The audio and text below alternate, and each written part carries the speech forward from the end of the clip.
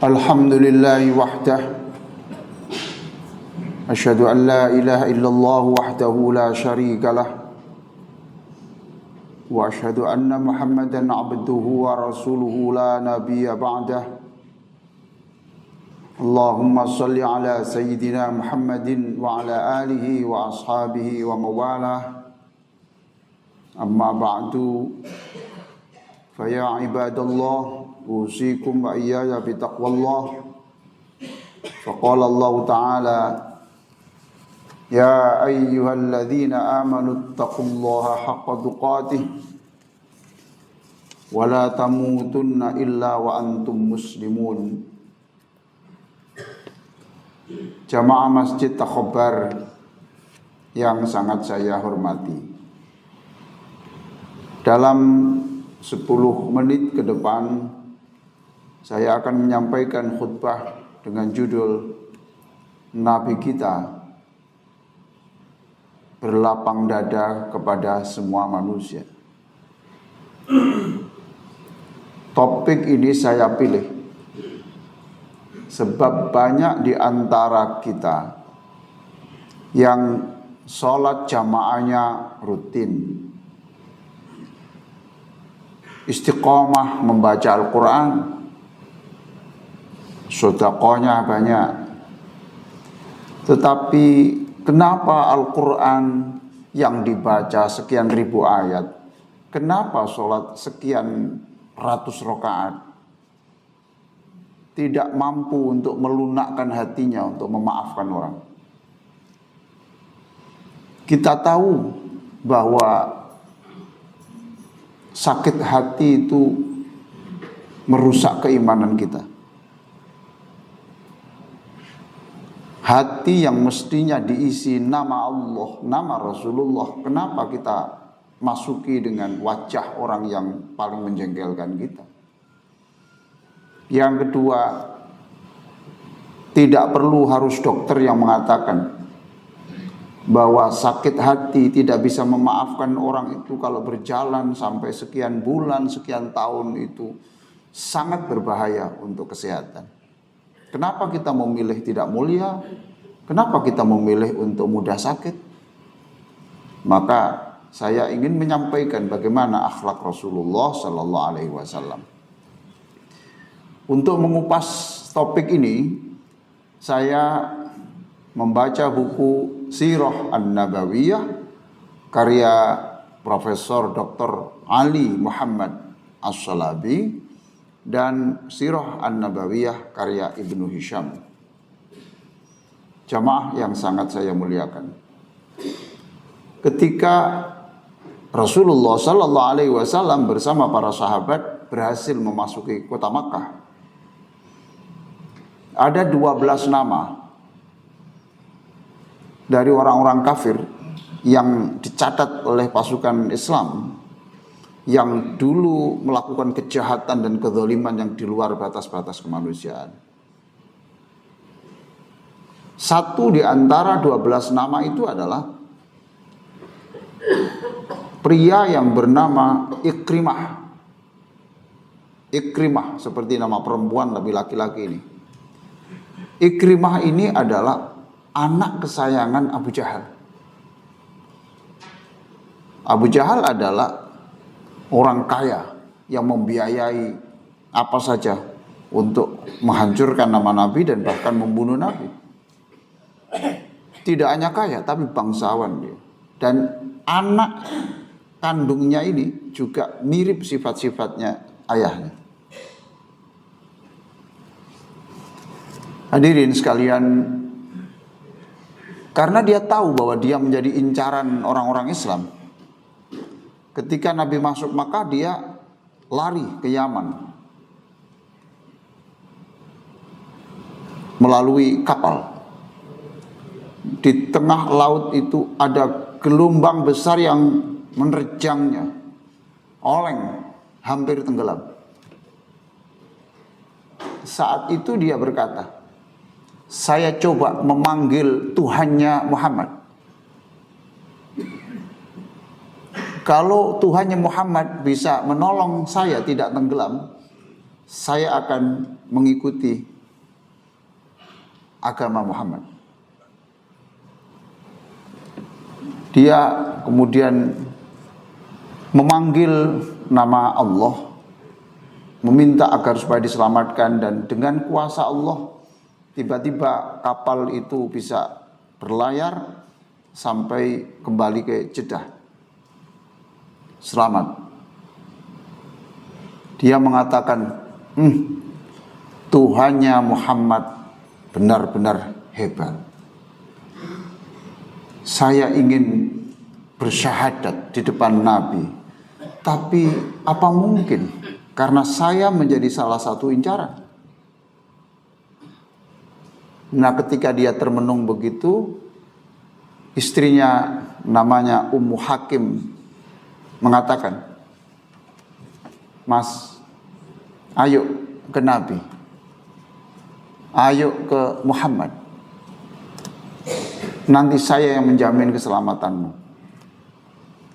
Muhammad itu tidak seperti yang kamu bayangkan. Akhirnya istri Ikrimah ini datang pada Rasulullah. Wahai Rasulullah, perhatikan panggilannya wahai Rasulullah, tidak wahai Muhammad, karena istri beliau ini sudah masuk Islam lebih awal. Wahai Rasulullah, suami saya Ikrimah akan masuk Islam. Nabi bertakbir, Allahu Akbar. Ikrimah anaknya Abu Jahal itu? Iya. Ajak kemari. Datanglah kepada Rasulullah, dan Rasulullah tidak mencerminkan ada rasa dendam sedikit pun dalam sejarah, padahal ini orang ini jahat. Dipeluklah erat. Kita bayangkan, kita dipeluk orang terhormat saja, orang biasa, kita rasanya itu ada getaran. Ini dipeluk Rasulullah.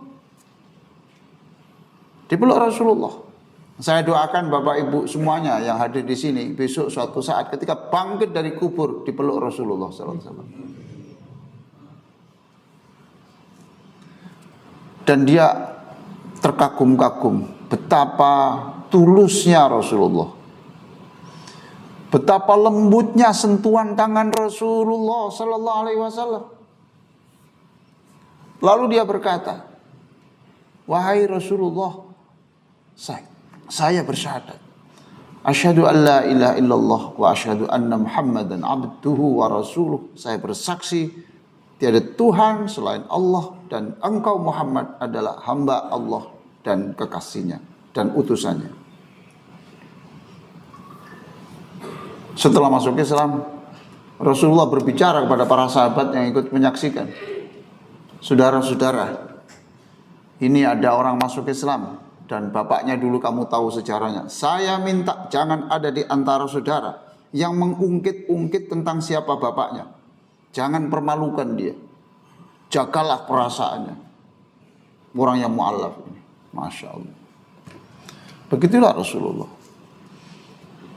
Nah, dari cerita yang sangat pendek ini, ada dua pelajaran yang bisa kita ambil. Satu, ya, orang benci Nabi itu selalu ada setiap zaman. Orang benci Quran itu ada setiap zaman, mulai zaman dulu sampai sekarang. Jika ada orang membenci Islam, membenci Rasulullah, ya selama dia tidak melakukan kekerasan, responlah dengan yang lembut, yang biasa-biasa saja. Emas tetap emas, walaupun orang sekarang gininya mengatakan ini tidak emas, tidak apa-apa. Suatu saat emas pasti emas. Sebab apa hadirin sekalian? Kalau kita respon negatif, apalagi kekerasan, verbal atau tidak verbal, itu berarti akan menghilangkan kesempatan dia untuk bertobat. Padahal di dalam sejarah kayak begini ini, orang sejelek itu, sejahat Rasulullah seperti itu, ternyata Allah dengan kun fayakunnya bisa berubah menjadi orang yang dicintai Rasulullah. Bahkan beliau wafat dalam perang Yarmuk pasukan Islam. Satu. Dua, ya. Perhatikan, Rasulullah tidak hanya berbicara tentang maafkan, tidak berbicara yang lembut di mimbar, tidak, tapi memberi contoh yang konkret. Dan betul apa yang dikatakan Allah di dalam surah Al-Ahzab 21, laqad kana lakum fi rasulillahi uswatun hasanah liman kana yarjullaha wal yawmal akhir wa dzakarallaha katsiran. Sungguh pada diri Nabi itu ada tauladan yang bisa diteladani orang-orang yang beriman kepada Allah dan mengharap kejayaan pada hari kebangkitan nanti, dari akhirat nanti. Mudah-mudahan khutbah ini manfaat. Aqulu qouli hadza wa astaghfirullah li wa lakum wastaghfiruhu innahu wal ghafurur rahim. Alhamdulillahi rabbil alamin, asyhadu an la ilaha illallah wahdahu la syarikalah, al malikul haqqul mubin, wa asyhadu anna muhammadan abduhu wa rasuluh shadiqul wa'dil amin. Allahumma shalli ala sayyidina Muhammadin wa ala alihi wa sahbihi ajma'in. Amma ba'du. Qala Allah ta'ala, ya ayyuhalladzina amanu taqullaha wa kunu ma'as shadiqin. Innallaha wa malaikatahu yusalluna 'alan nabi. Ya ayyuhalladzina amanu sallu 'alaihi wa sallimu taslima. Allahumma shalli ala sayyidina Muhammadin wa ala alihi wa sahbihi ajma'in. Walhamdulillahi rabbil alamin. Allahumma ighfir lil muslimina wal muslimat wal mu'minina wal mu'minat al ahya'i minhum wal amwat. Allahumma ya muqallibal qulub tsabbit qulubana ala dinik. Wahai Allah yang mengontrol hati setiap manusia, maka kuatkan hati kami untuk tetap berpegang teguh pada ajaran Allah, ajaran Rasulullah. Allahumma zidna wala tangkusna. Tambahkan iman kami, wahai Allah, jangan kau kurangi. Tambahkan akhlak kami, jangan kau kurangi. Tambahkan kebahagiaan kami sekeluarga, jangan kau kurangi. Tambahkan rizki kami, jangan kau kurangi. Allahumma akrimna wala tuhinna. Tambahkan kemuliaan kami di sisimu ya Allah, jangan engkau kurangi kemuliaan kami. Allahumma inna na'udzubika min qalbin la yakhsha. Kami mohon, kami ya Allah, engkau jauhkan dari hati yang tidak punya rasa ketundukan kepadamu. Wa ilmin la yanfa, jauhkan kami dari pengetahuan itu yang tidak menambah kemuliaan kami. Dan jauhkan kami ya Allah dari hati, dari perasaan, dari jiwa yang selalu merasa kurang. Rabbana atina fid dunya hasanah wa fil akhirati hasanah wa qina adzabannar. Ibadallah, innallaha ya'muru bil 'adli wal ihsan wa ita'i dzil qurba wa yanha 'anil fahsya'i wal munkari wal baghi ya'idzukum la'allakum tadhakkarun wa la dzikrullahi akbar wallahu ya'lamu ma tasna'un.